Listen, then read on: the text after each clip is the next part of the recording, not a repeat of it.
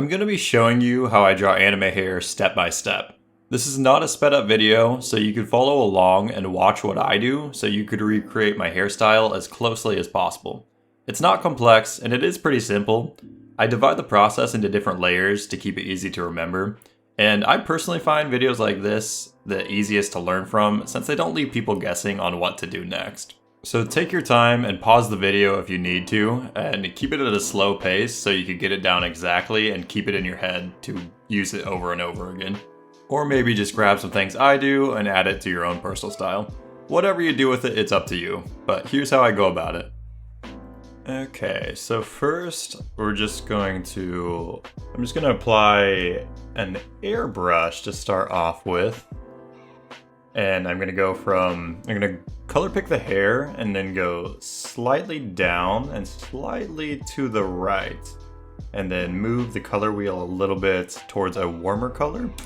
That's usually what I do every single time I airbrush the hair to begin with. So it's going to be a darker color than the hair, and it's also going to be a more warm, vibrant color. And then I'm also gonna play with the middle a bit so it looks a little bit more natural. Like that.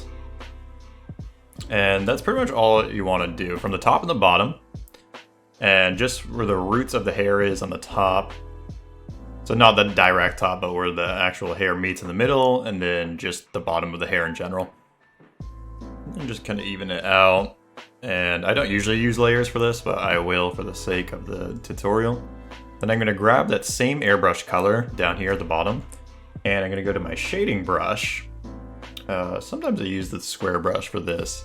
But then I'm going to start just giving it some random lines to show that there is hair depth here. Just like this. These do not matter at all, and they do not need to be perfect, just to show that there is hair in clumps, especially when and if I delete the line art for a more painty look. So I could just go like that. I could even add some random ones in, just where hair would actually fall. Not many of them though. This is not a very specific method at all. I'm just adding random lines in. And then I'm going to grab the color from the middle of the hair and just push back and push in.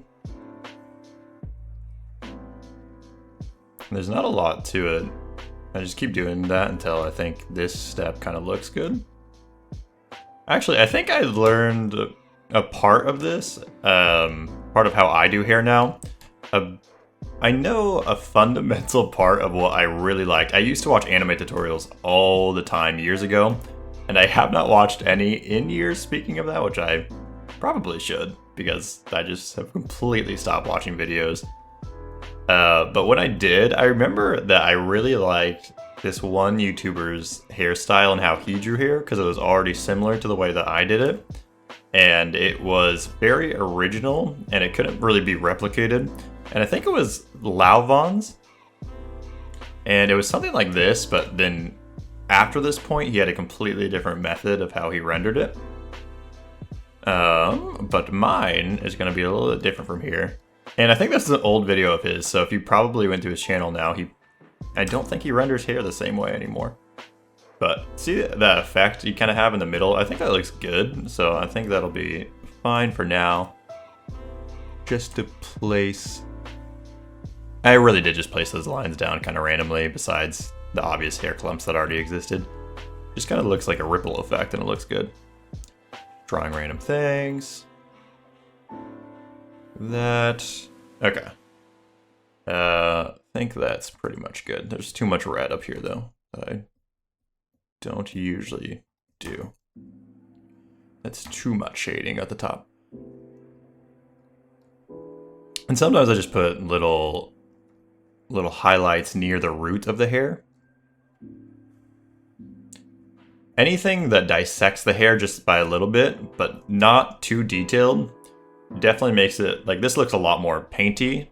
It already makes it look a lot better before we get to the next steps. So I'll just leave it like that and then add another layer. And then I'm going to start. I definitely do these steps in whatever order I want to, because I could either start shading the roots and the bottoms of the hair, or I could start adding lines. So I'm just gonna do both together. That's basically what I usually do anyway. So grab another color, you go down and to the right on your color picker, and make the color warmer again. Each time you should just be getting darker and more colorful with each step you go through, so it's a stronger color each time. And now I'm just gonna add strong shading. In fact, I think this is a little too colorful. I usually would not do hair this colorful anymore. I'm gonna bring it back a step. Still a little bit too red too. I think that's better. That's more up to you. You could decide what colors look good. I prefer making a little less saturated art now though than I used to. Then I'm just gonna put it in spots like here. I see the hair's going up at this part, and I wanna show that there's a big thing of shading here, so it highlights this hair clip, that hair clump. And then in spots like where these two ends of the hair meet, I can put a little line right here to give them both dimension. There we go. Same with up here. Whenever hair meets at these points, you could put the smallest little line and it gives them so much dimension, just like that. But I'm also going to add a line down, and this instantly looks three-dimensional. But if you do too much of that, it just will look poor and definitely takes away from the painting fantasy. So don't add too much of it, but whenever those lines meet like this, just add those lines to give it that dimension. And I'm just gonna run through. I could always grab my other colors and paint over too.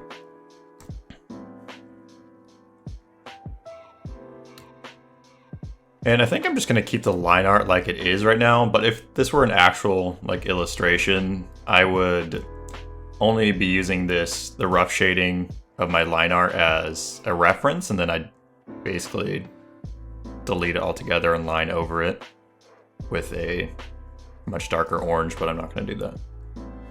It's fine.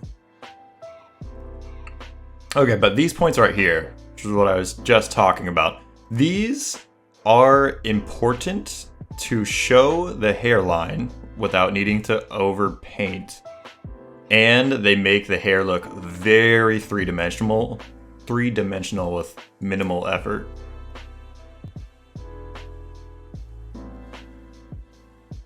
So I do that. And this is usually the part that I would paint over at the end phase once I've kind of deleted the line art. But since we're not doing that, I'm just gonna try to draw it in as well as possible. So the hair is kind of going down over here and going down over here because I'm just trying to show the arc of the hairline.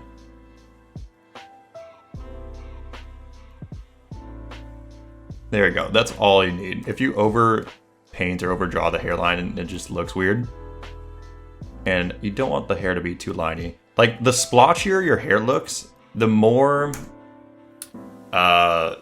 shiny it'll look, the wetter it'll look. And in this case, wet is a good thing. And I keep it like that, and add some more of the base hair to it.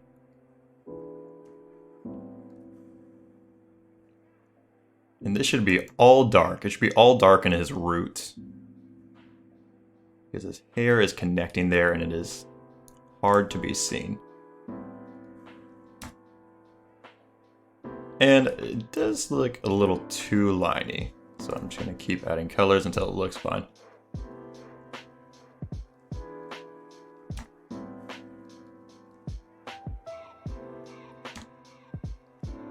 And make sure not to make it too rounded too once you're drawing. Like, you want it to look stringy going into it like actual hair. Like that, that's better. Okay, so that's fine. And I'm just gonna add couple more lines back here. This dark red color is just the dark shading lines. So just at those hair points that meets, and then at the lower points of his head. I think I'll add some down here too. Most of this stage, this layer, is all going to be more near the bottom of the hair and the root of the hair, and then just these lines that meet here. Those are the three things you need to line or need to paint with this stage. Don't know if that's the best explanation, but those are the only three things that I'm kind of looking for. Oh, and this part here. This is just a stylistic thing I do, and I feel like it looks really good. It's with this color, this darker color, I look at the wave that I made earlier in the last step and just kind of add these lines. And you don't have to do this because this is a purely stylistic thing, but it does highlight the shading that I made earlier, and it looks, I think it looks good. I'm just gonna draw those throughout and just kind of highlight those shapes that I made. I think that's a good, if you didn't understand the wavy, ridgy thing of the last step, it's just about making random shapes in the middle of the hair. I think that's the best way to describe it, because there's no real analytical way to describe that. I'm just making nonsense lines. So there we go. And I think that already looks pretty good. But now that I've made those all throughout the hair, it does slightly take away from the root of his hair, because now it's kind of the same color. So I'm going to add another step. Also, I'm going to add this down here. Forgot about this guy. These hair follicles hiding in the back.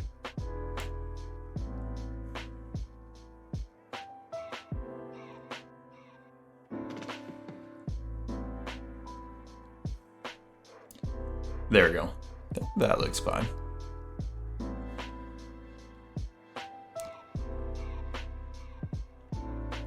Yeah, so this is the point where I'd start getting rid of the line art, but instead of doing that, I'm just gonna go up here and just grab a darker color. And now I'm going to redo the root. Redo the roots and these chunks of shading here to show that there's hair overlapping each other.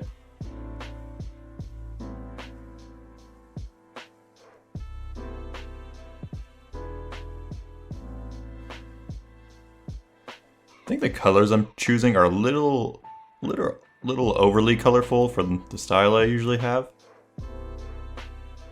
but it does stand out more for a tutorial. There we go. Now those pop out a lot more. I'll add it more in places like this.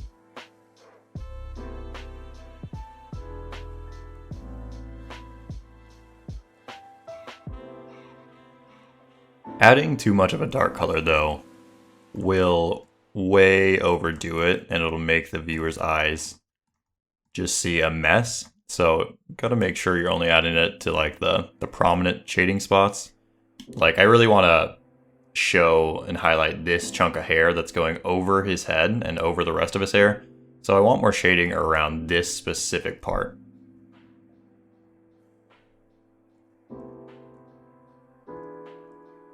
And down here, since that's way in the back and there's a lot of shadows on it,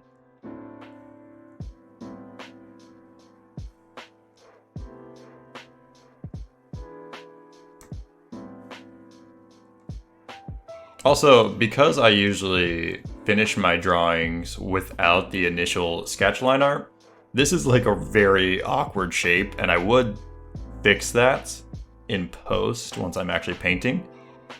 Just saying, if you're wondering why this rough sketch looks so fluffy. Usually would not be that fluffy.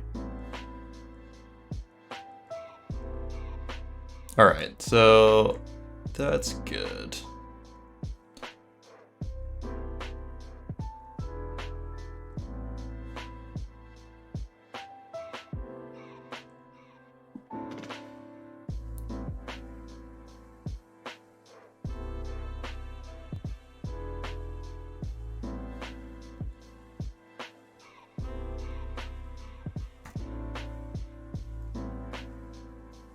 Now, I think that looks well enough. And so I have a new method that I like a lot because it's a lot simpler. I used to highlight hair the generic way by like getting a lighter color and doing it like this and letting it guide down the hair in each strand and then essentially blurring it till it looks good. And this looks really good, and you could do it this way, so I'll kind of show it first if you want to. I feel like it's might be the best looking way with this particular style. It is the generic method you usually see anime hair shaded as, I feel like. And then I just use a transparent brush and run it through so it looks like it's running with the hair. See, and that looks fine already, even though I just did that in 2 seconds. Make the brush even bigger. Really add some blur.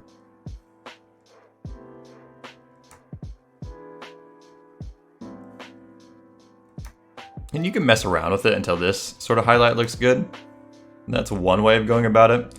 But if you want a highlight to stand out, and I feel like this is a very big thing to make art look better, is usually hair is darker on the roots and the bottom.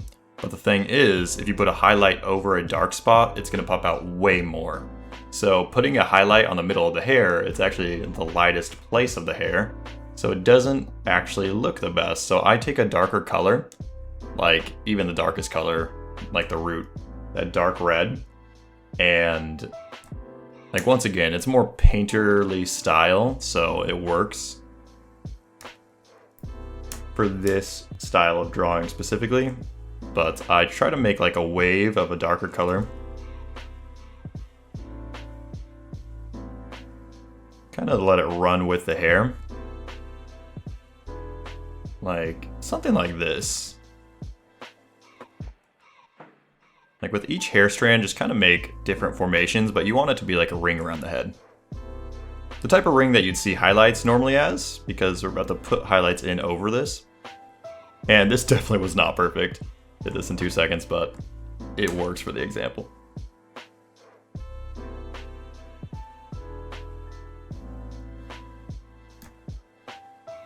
This also works really well if you're drawing a character that's not in a headshot too, because it's a lot. I think it looks really good from far away because it makes small little highlights that you usually wouldn't see pop a lot. Okay, so I think that ring actually looks pretty good. And then I'm going to take the transparent brush, just click the transparent button over here, and run it down and make it kind of part of the hair. Like this.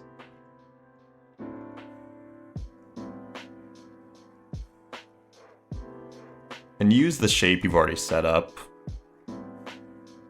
Don't over edit it too much. I already think that looks fine.